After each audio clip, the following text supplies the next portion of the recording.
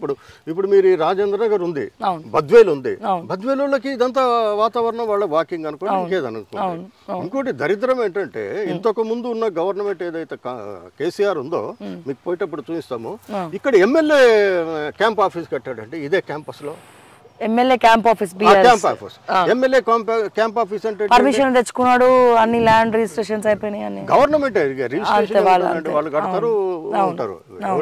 ఎవరు vice chancellor ఇప్పుడు ఒక ఎగ్జాంపుల్ చెప్తానండి, హన్మకొండలో ఒక హై స్కూల్ ఉంటుండే, హై స్కూల్లో రెవెన్యూ వాళ్ళు కొంత ల్యాండ్ తీసుకుంటామంటే అప్పుడు ప్రిన్సిపల్ కోర్టుకు పోయి ఆపాడు.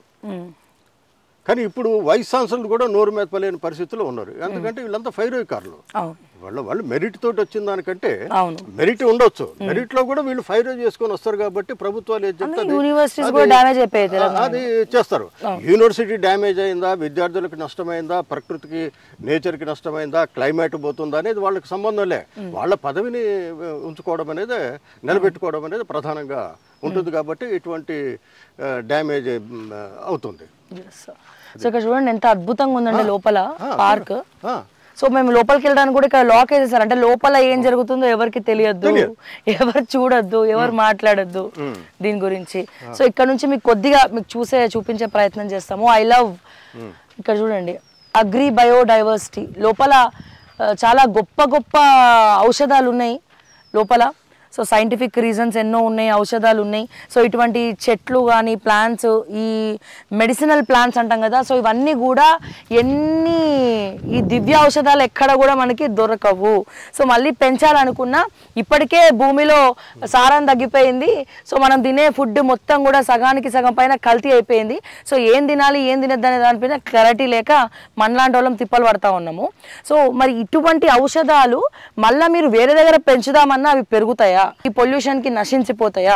ఇప్పటికే మనం చూసాం ప్రకృతి విరుద్ధమైనటువంటి పనులు చేయబట్టే కరోనా లాంటి వ్యాధులన్నీ కూడా ముఖ్యంగా రావడము. సో కరోనా వస్తే చాలా మంది డాక్టర్స్ కూడా ఇటువంటి ఫామ్ హౌస్ లో చెట్ల పరిసర ప్రాంతాల్లో ఉండండి, ఆక్సిజన్ పీల్చుకోండి అని చెప్పి ఇటువంటి ప్రాంతాలకు ఎవరి ఫామ్ హౌస్లకు వాళ్ళు అందుబాటులో ఉన్నప్పుడు ఊర్లోకి వెళ్ళిపోవడం జరిగింది. మీరేమో ఉన్న వాటిని కాపాడంటారా నాయన అంటే దీన్ని ఇంకా మీరు ధ్వంసం చేసేసి విచ్ఛిన్నం చేసేసి ఎక్కడ ప్లేస్ లేనట్టు, ఎక్కడ గవర్నమెంట్ ల్యాండే లేనట్టు. సో చెట్లు లేని దగ్గర ప్లెయిన్ ల్యాండ్ కూడా చాలా ఉన్నాయండి. ఇప్పుడు కొంగర కలాన్ దగ్గర చెట్లు లేవు. ఇప్పుడు దీని తర్వాత ఇంకో గవర్నమెంట్ ల్యాండ్ ఉంది 200 acres, అక్కడ చెట్లు ఏం లేవు. ఇదంతా కూడా వీళ్ళు డెవలప్ చేసిందండి. ఇది అప్పుడు ఇదంతా డెవలప్ చేశారు. ఈ డెవలప్మెంట్ ని విధ్వంసం చేయడం అనేది చాలా తీవ్రంగా ప్రభుత్వం నేరమే. ఒక రకంగా చెప్పాలంటే ప్రభుత్వాన్ని నేరానికి పాల్పడుతుంది. ఆ నేరాన్ని హైకోర్టు అనేది సమర్థిస్తుందా, లేకపోతే మీరు నిజంగానే వీళ్ళు చేసే క్లైమేట్ చేంజ్ కి ఏదైతే పాటుపడుతున్నారో దాంట్లో మీరు దాన్ని అడ్డుకోవాల్సింది పోయి మీరే వచ్చి ఇక్కడ కోర్టు కట్టడానికి మీరు ఫౌండేషన్ వేయటం అనేది చాలా కోర్టే ఇటువంటి డెసిషన్ తీసుకున్నప్పుడు ఇంకా ఏ కోర్టు మెట్లెక్కాలా న్యాయం కోసం? న్యాయం కోసం అంటే ఇప్పుడు ఒకటే అవకాశం ఉందండి, అందుకోసమే కోర్టుకు పోలేకపోయాను. మీకు తెలుసు ఇదివరకు నేను పబ్లిక్ సర్వీస్ మీద వేసాను. అంతేకాకుండా ఈ కుల సంఘాలకు కూడా కొన్ని ఫార్వర్డ్ సంఘాలకు కూడా 5 ఎకరాల హైటెక్ సిటీ దగ్గర కూడా వేసాను. అది స్టే నడుస్తుంది. కానీ ఇది కోర్టుకు పోలేని పరిస్థితిలో సుప్రీం కోర్టులో కూడా వేయలేమా సార్? దీని గురించి ఫైట్ చేయలేమా? అంటే హైకోర్టుకు పోమంటారు వాళ్ళు. ముందు లోయర్ కోర్టుకు పోకుండా మనం సుప్రీం కోర్టుకు పోలేము. హైకోర్టు మీద హైకోర్టులో అదే అది అందుకోసం లాయర్లు కూడా ముందుకు రావట్లేదు. నేను 5-6 లాయర్లతో కూడా మాట్లాడితే ఏంటంటే వాళ్ళకి ఏమవుతుందంటే కోర్టుకు వ్యతిరేకంగా పోతే వేరే కేసులలో ఆ ప్రభావం పడుతుందనేటట్లు వాళ్ళు ముందుకు రావడానికి ఇష్టపడట్లా. ఇక ఒకటే సోర్స్ ఏముందంటే ఈ గ్రీన్ ట్రిబ్యునల్ కి ఏమన్నా అవకాశం ఉంటుందేమో ఎక్స్ప్లోర్ చేస్తున్నాము. గ్రీన్ ట్రిబ్యునల్ లో వేయడానికి ప్రయత్నం చేస్తున్నాము.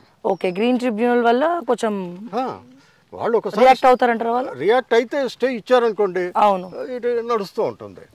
అదే అంటే డెఫినెట్ గా ఇన్ని ఔషధాలు ఉన్నాయి కాబట్టి వాళ్ళ డ్యూటీ ఇటువంటి వాటిని కాపాడు. అదే అంటే గోడౌన్స్ కూడా ఉన్నాయండి ఇక్కడ లోపల. గోడౌన్స్ కూడా ఉన్నాయి స్టోర్ చేసుకోవడానికి, ఇవన్నీ స్టోర్ చేసుకోవడానికి. ఇంకోటి సార్, తెలంగాణ రైతులకు కూడా మంచి పని కదా. రైతులందరూ ఎంతమంది వచ్చి ట్రైన్ అవ్వడం. తెలంగాణ రైతులకి పెస్టిసైడ్స్ ఏదైతే డ్రోన్ల ద్వారా ఏదైతే చేస్తున్నారో ఇక్కడ ట్రైనింగ్ సెంటర్ ఉండే దీంట్లో ఆ ట్రైనింగ్ సెంటర్ కూడా తీసేశారు.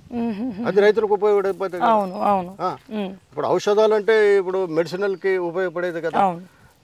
ఇంకా వెజిటబుల్స్ రీసెర్చ్ సెంటర్ ఉంది. అవును, ఇవన్నీ కూడా మీకు ఫోటోలో పెట్టాం చూడండి. అవన్నీ కూడా లోపల ఉన్నాయి. అంటే ఇంత విధ్వంసానికి పాల్పడాల్సిన అవసరం ఏంటి ప్రభుత్వానికి?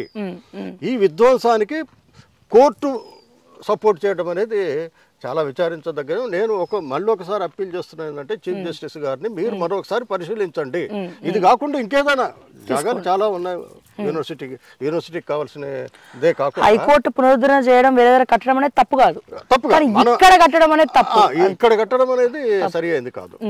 మీరు చూస్తున్నారు కదా, ఆల్మోస్ట్ ఇంత చెట్లను పెంచాలి అంటే ఎన్ని రోజులు పడుతుంది? ఇప్పుడు ఇది చూడండి, ఇది ఒక చెట్టు. ఇది అంత తొందరగా పెరిగే చెట్టు కాదు. దాదాపు 20-30 ఏళ్ళు పడుతుంది ఈ చెట్టు. ఆ చెట్టు కూడా చూడండి. నెమళ్ళు diamond mesh fencing around farm pond. ఇక్కడ నెమళ్ళు ఉన్నాయి, కుందేళ్ళు ఉంటాయి. దాదాపు 20-30 రకాల జీవరాశులు ఉన్నాయండి దీంట్లో, పాములతో సహా 20-30 రకాల జీవరాశులు ఇక్కడ షెల్టర్. అది వాటన్నిటి కూడా డిస్లొకేట్ చేయటం అంటే మీరు నేచర్ని విధ్వంసం చేయటం. అంతకైతే మనం ఒకటి చెప్పొచ్చు, మీరు ఒక 10 రోజులు వచ్చి ఇక్కడ ఉండండి. ఇక్కడ చీఫ్ జస్టిస్ కావచ్చు, లేకపోతే అడ్వకేట్స్ కావచ్చు, ఇటువంటి వాతావరణంలో ఒక 10 రోజులు వచ్చి మీరు ఉంటే, సో మీరు మళ్ళీ బ్యాక్ టు అంటే మీ ఇంటికి వెళ్తే 10 రోజులు ఇక్కడ స్పెండ్ చేసిన తర్వాత మీకు ఒక రకమైనటువంటి ఫీలింగ్ కలుగుతుంది, వద్దు దీని జోలికి రావద్దు అని చెప్పి. అట్లీస్ట్ ప్రాక్టికల్ గానన్నా ఇక్కడ ఉండి చూడండి. సో మనం ఏం కోల్పోతాం అనేది మీరు ప్రాక్టికల్ గా తెలుస్తుంది.